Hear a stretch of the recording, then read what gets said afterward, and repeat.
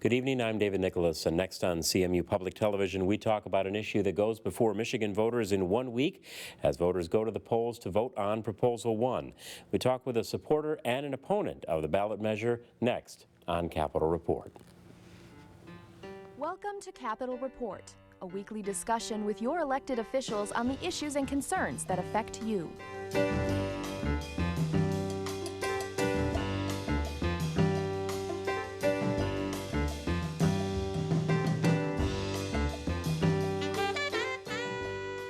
Joined by two guests this week as we focus on one issue, the vote on the proposal that would raise Michigan's sales tax from the current 6% to a level of 7%. Supporting the measure, Ron Brenke, the executive director of the American Council of Engineering Companies in Michigan. Opposed is Paul Mitchell. He is with the citizens group, the Coalition Against Higher Taxes and Special Interest Deals. Thank you to both of you gentlemen, and welcome to our program. Thank you. Thank you. It's not an issue that is new. We know that. And the question before voters is not whether or not they may want to fix Michigan's roads. May I say first that I think we all agree on that. The question is how this may or may not get the job done. Mr. Brenke, I'd like to start with you and an assessment of the road conditions and why you think we should vote yes on May 5th. Well, thank you. I think this ballot proposal is very important for the citizens of Michigan. We've been working this issue for a better part of 10 years. The legislature has been studying it. There's been multiple reports done, all indicating that the need is definitely there to the tune of at least $1.2 billion. So I believe that we've come up with a solution that may not be favored by everyone, but took a lot of work, took a lot of years to get to this point, and I think we have a great opportunity to pass something that will make our roads a lot smoother, safer, and more efficient for the citizens of Michigan. Mr. Mitchell, same question, your assessment of the roads and why you think that the vote should be no on May 5. Oh, I don't think you're going to find anybody that says our roads are great. If you do, I don't know what they're driving, but the roads aren't in good condition. The roads need work, and I believe if there was a package that focused on just repairing our roads, we wouldn't be here having this conversation. The problem is that the Proposal 1 isn't devoted to fixing our roads. It spends a great deal of money on a variety of other things. Over $700 million doesn't get anywhere near transportation. And even the money that they talk about putting in transportation, eventually by year 3 getting to $1.2 billion, all of that doesn't go to our roads. We need to focus on our roads, we would agree, and just fix our roads. The suggestion that we haven't solved this problem the last 10 years, so we need to sign on to a crummy package simply rewards a failure of decision-making and leadership. I believe the voters on May 5th are going to say no to Proposal 1, and more importantly, they're already calling their state legislators and saying, just fix the roads. Neither of you is an elected official, which is primarily why I invited you to be with us throughout the course of our entire season. We've had the lawmakers in, and this has been up as a topic time and time again. There is, and again, I think we'll agree, a shared frustration that the lawmakers in Lansing have to date not been able to arrive at an agreement at that level for adequate levels of funding to repair and maintain the roads and bridges. But saying in defense of those currently in office, they didn't create the present situation. The majorities from both sides, governors from both sides, have not for many years been able to solve the problem. Your comments on then how we got to this point. Mr. Mitchell, you first. Well, I think two things. I think Proposal 1 has been successful in making roads priority 1. I think in previous years, they dealt with roads and a lot of other things. The economic downturn being probably the worst thing that affected the state and a number of things. So it took up a lot of the other issues. So I don't think the roads became the first priority. Proposal 1 has clearly changed that agenda. How we got to this point, I like to say in the legislature on December 18th, December 19th, they played 6 games of the Stanley Cup, decided they didn't want to play Game 7, they were tired, and said, we'll let the fans decide. Well, that's not going to solve our problem, but that's where we're at. We have a new legislature, as you note, with term limits. A third of the legislature's changed. They've already talked about alternatives to Proposal 1. Senator Shirkey, who's a supporter of Proposal 1, is quoted as saying in the local newspaper that if this fails, it's the legislature's responsibility, and he has confidence, in fact, that they will find a solution to our roads. I think we should let our legislators do that rather than sign on to a package that's this expensive and does this many things. It's not a good deal. Mr. Brenke, is December 2014 the date in your mind that signals the point of how we got here? Is there another date that you would point to as to how we got to this present situation and how the circumstances have brought us here? Well, I think after studying this issue for many years, there's been, discussion dating back to 2008 and sooner. They've come to the realization that we have a tax on our fuels that don't go to fixing roads. More than half the taxes we pay at the pump and sales tax goes to schools and local governments and other things. I think the legislature wanted to correct that. Everyone was in agreement that that was not the proper way to fund our roads. When they pay for fuel at the pump and we pay a tax, that should go towards fixing roads. We're one of, I think, 5 or 6 states that has sales tax on fuel that doesn't go to that purpose. So when they decided we needed to remove that, that created a serious shortfall for schools and for local governments. If we remove the sales tax, that causes a big hole for other areas of government. So this proposal was a way to backfill that lost revenue and to create a tax on fuel that will truly go towards roads. 100% of this new wholesale tax will go towards fixing transportation systems within Michigan. We need to talk about that, though, because the proponents say backfill a lot. If we were backfilling the hole that was created when we fixed the tax dilemma, which we agreed there was a tax dilemma, the cost of this would be $1.2 billion, the amount that's going in the roads. This is a $2 billion package.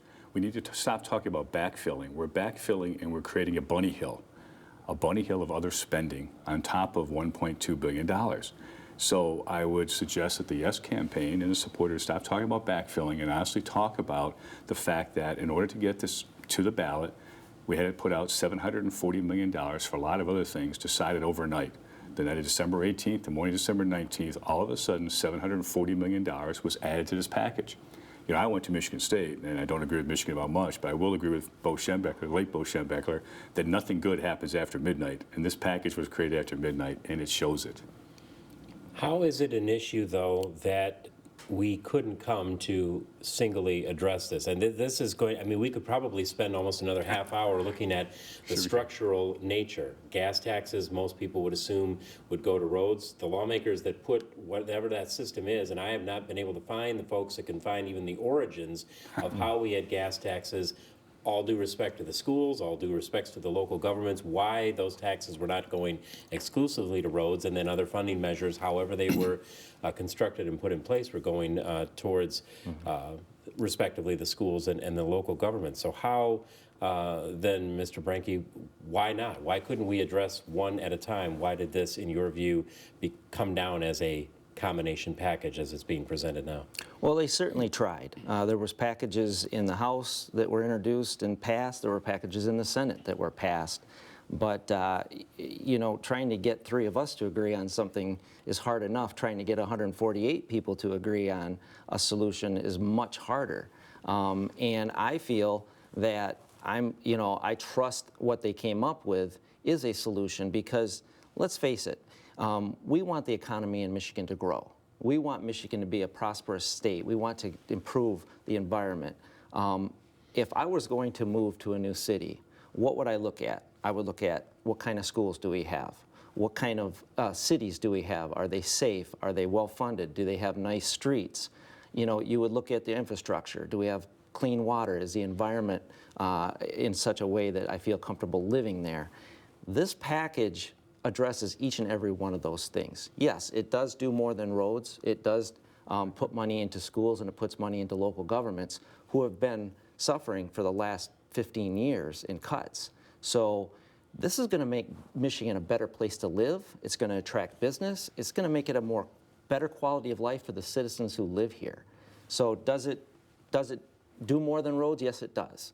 But when you have 148 people and you work for 10 years to find a solution, I don't think this was just something that they put together in the middle of the night. This is a long process that took place, and I think they came up with a solution that the Michigan people are going to benefit from in a lot of ways. The cuts that he refers to, I think we can trace back at least some to the limitations that are there when it comes to budgeting from the 1963 Constitution. We have so many things that are fixed and earmarked based on that there has been little flexibility. So we've seen K-12 schools, higher education, local funding to funding to the local municipalities, all kind of be on a yo-yo through these processes. Then, Mr. Mitchell, how would we have come, in your view, to possibly address one at a time with looking at where the shortfall would have been? Again, looking at that structural issue, what would have been your Let's take a step back here. As we talk about what you consider in moving to a community, you'd also consider the tax burden that you have.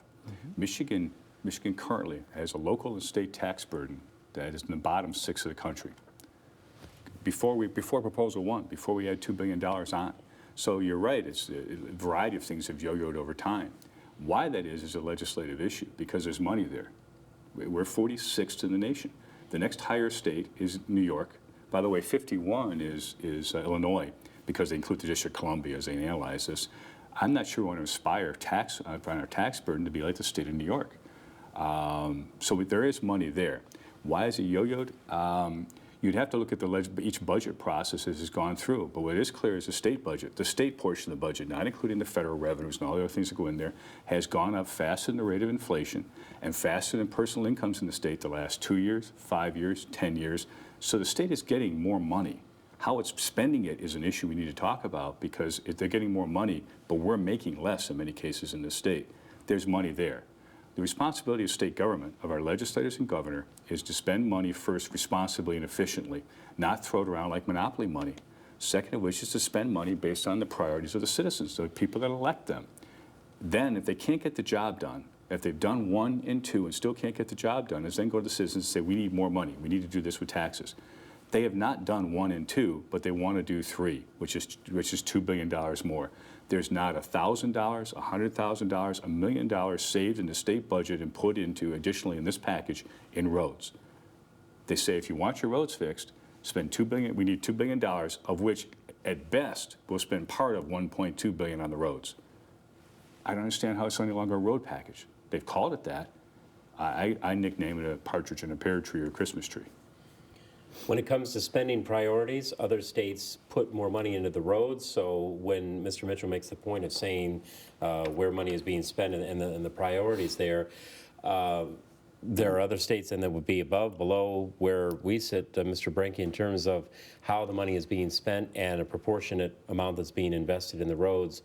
Where, from your standpoint, should those priorities be? I mean, we're not going to necessarily put on lawmakers' hats to say, cut here to invest here, but the point is we're at this point now where the money hasn't been spent on the roads. Where do you think some of those priorities have been misdirected? Well, he's absolutely right. We've waited way too long to fix this problem. And what it's been since 1997, since our gas tax has been increased. This problem should have been addressed 10 years ago. There's no question about it. Ohio obviously has better roads. We hear that all the time. Well, they've invested $1 billion more every year than we have in the past 10 years. So of course their roads are better. Absolutely, it should have been a priority sooner. And that's why this package is so large, quite frankly. If we would have incrementally increased funding over the past 10 years, we wouldn't be in this situation. Our roads would not be in the condition that they're in. It's no different than a roof on your house. If it starts leaking, you have to start taking care of that sooner than later, or it starts getting into the underlayment, then it gets starting to get into the ceilings and into the house. We're at the point where our roads, the water is dripping into our house, and we can't wait any longer to fix this. So say yes, we reject this package, then what? You're going to put it back in the legislature that took 10 years to come up with something? That's the solution? I don't think that's a good solution. You don't ask the neighbors to fix the roof on your house and pay for a hot tub and renovating the basement when your roof is leaking. And that's what's currently being done with Proposal 1. You ask those that are using the system to fund it, and that's what we're asking them to do. I would agree, but the reality is every discussion about fixing our roads is we've got to increase taxes. The unwillingness of a variety of folks, including the Yes campaign, to talk about the fact that Michigan is in the bottom 6 of the nation in terms of the tax burden we currently have at the state and local level, and this is only going to make that worse. But in order to do our roads, we have to have higher taxes. What about insisting we have some level of appropriate and efficient use of our money? they won't talk about that. And in so doing, it's like they're being held hostage. You want your roads fixed? We want $2 billion. And on top of that $2 billion, we're going to spend a fair amount of it, 40% of it, on things that have no relationship to the roads because we needed that to get votes. Let's be honest about it. We're rewarding a legislative process that failed, and I'm unwilling to do that. And by the way, it seems the majority of voters are unwilling to do that too. I wanted to get to the possible Plan B in just a moment, but Mr. Brinke, I wanted to come back to specifically with your background from an engineering standpoint. We know, there's all kinds of jokes all the time made about Michigan weather and how it changes and how it fluctuates, but are we when you refer to other states spending more than we do, that can be one point that is made. Do we have folks from the engineering, from the transportation sector been able to determine, do we by nature, by where we live, by the climate that we have and the great fluctuations that we have, are we in a situation where we are in that place where we actually would have to be spending even more than other places where maybe we don't see the fluctuations in temperature or in humidity? Has anyone dug into an analysis on that level to say, well, it's bad, but here it's even worse just because of where we live? Clearly, Michigan climate is much more detrimental to the roads. The freeze-thaw cycles that this state goes through is really what breaks the roads up. When that water gets into the cracks and gets into the roads and it expands for the freeze-thaw cycles, it destroys the roads. If you compare, and we're not the only state, right, that lives in climates like this, Wisconsin, Minnesota, Pennsylvania, there's other states that are similar to ours. But they have taken the measures to pass more investment into their infrastructure, and they've taken the steps to repair the roads and seal the roads so the water can't get in, and they have done that on a regular basis. So yeah, I think we do need a little more money than other states because we have to deal with snow and ice and all those other things that we have to remove off our roads that some of the southern states don't have to deal with. So it's going to take more because our climate definitely will destroy the roads faster than some of the other climates that don't have those cycles. If we talk about the priorities again, and if we look at where money is being spent, would either of you like to, you see it as a failure of the legislature to deal with the priorities and put the money in, and so now we find ourselves in this position. From the standpoint of pushing for this, from the standpoint of looking at it, Mr. Mitchell, as you have in saying that this isn't the right solution, has any of that discussion come down to the level of we're wasting money here that should have gone there? Does anybody that is involved in this taken the time to mine down further to say they feel that the state has been misdirected, not just from an overall level of taxes, but specifically to certain areas where they think that the state has not spent those resources wisely? Well, you have to understand that the vast majority of the state budget is earmarked for different things. It's constitutionally directed to certain places. I believe there's only $10 billion of the whole budget that we can actually statutorily make changes to where it goes. And listen, we have other state departments, corrections, health and human services that we have taken measures to cut costs for those different groups. I think the governor has done a great job of looking at all of those different departments to find where we can save money. I know the DOT has had made some major changes over the past years to increase efficiencies, to close offices, to reduce their workforce. They are a leader in technology across the U.S. I go to national conferences, and MDOT and DOTs around the state look to them to learn from because they are forward thinking in a lot of their technology and in the way they do business. So I just don't think that there's any way you can squeeze the money out of the existing budget. Where are you going to get it? They've been trying to do this for the past 10 years. They've been looking for efficiencies and they've found some. And I think we should continue to do that. Don't get me wrong. It's very important that we continue to do that because we can always do things better. But if you think we're going to find $1.2 billion a year in the current budget, I don't think it's going to ever happen.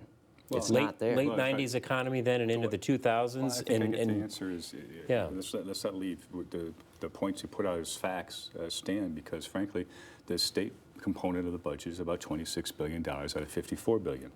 A big part of the federal money is earmarked, not all of it. Let's just grant that. It's $26 billion. Of the state money, there are a variety of earmarks. If you're going to, however, if you're going to change the Constitution, change the sales tax, you could change a variety of earmarked funds. For example, the DNR trust fund requires that 25% of the earnings of that trust fund every year has to be spent on buying land, literally. Old law put in place years ago. Now why are we still buying land for state parks? What's the priority? The unwillingness to set priorities on those types of things is exactly why we're in the predicament we are now. Because I guarantee if you went out to the voters and said, hey, your choice between buying more state land or putting this money in the roads, I'm willing to bet you any amount of money where they want to put it. If you're going to make the effort to modify the Constitution, to change 10 laws or to do 10 new laws, then let's do them the right way. And this isn't. So I disagree with you. It's 26, you have $26 billion plus in the state budget. And in fact, we can find a big part, maybe not every dime of $1.2 billion. The point is, the effort failed to go forward and even try. They gave up. A variety of reasons why there's a case, but we shouldn't endorse that by just sending $2 billion in taxes and say, thanks for thinking about it. And that's what you're suggesting. Well, the governor, the Senate Majority Leader, and the House Speaker have all said the money isn't there. Two of the three are no longer there. No, the new ones. So well, I disagree. Kevin Cotter said that they'll address it if he has to. So if you're saying you know a lot more than those who have been involved in this issue for a long time, then maybe you should go help them find it. Well, as I said earlier, I believe, but if the legislature fails to address this in the first few months after this fails, there are at least 3 groups who have talked about citizens' initiative to, in fact, address the roads. And I believe something will move forward. So if the legislature is unable to move on it, you said before they've unable, now some of them believe they are. Senator Shirkey, a variety of them have said that they believe they'll be able to fix it.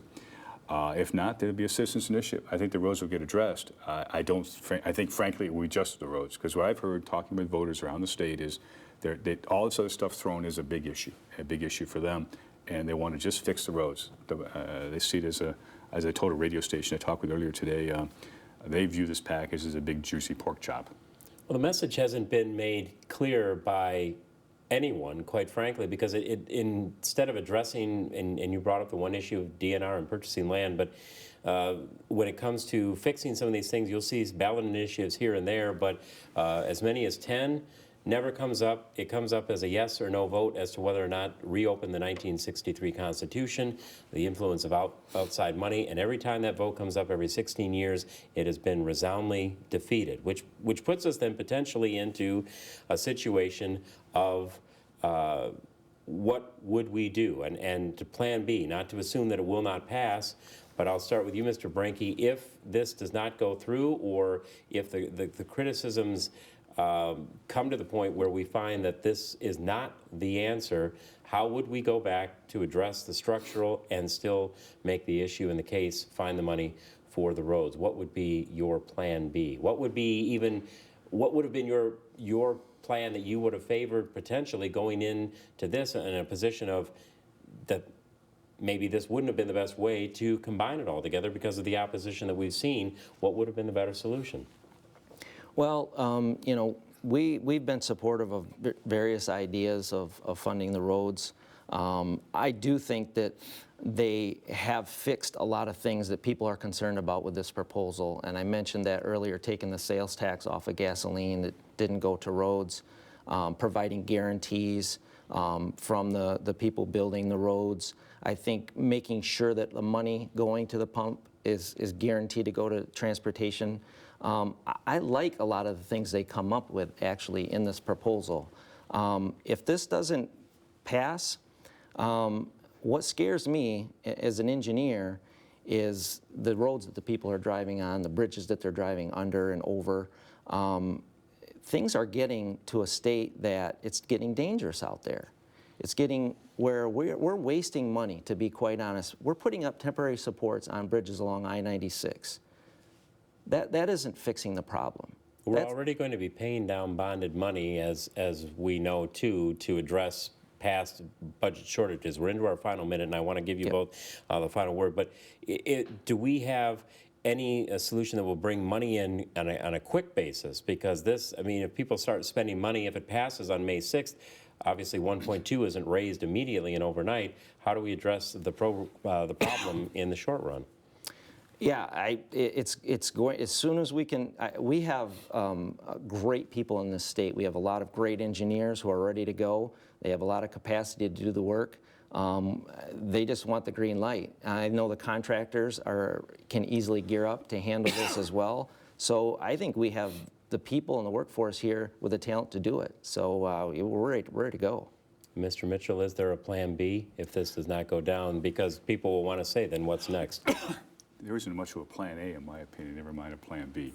Plan A has a huge number of flaws in it. There are plans B that have been proposed in the legislature already. Plan A has so many flaws, we ought to just move on and go to a discussion in the legislature of the options that have been put forth in the new legislature and move those forward in the new year. I appreciate you both for being with us. It's a conversation that we could have probably for several more hours even than the time that we have. The discussion will continue right up to the time that the folks go to the polls a week from today. A reminder to our audience as well, the program will be repeated this Saturday at 6:30 and also Tuesday morning, the day that the polls open at 5 a.m. Mr. Brenke, Mr. Mitchell, thank you both again for coming and discussing it with us. And now, Michigan, the question at the ballot is yours. For all of us here at Capitol Report, I'm David Nicholas. Thanks for joining us for this special edition of the program, and we'll talk again. You've been watching Capitol Report. Join us again as your elected officials speak to your concerns on current issues.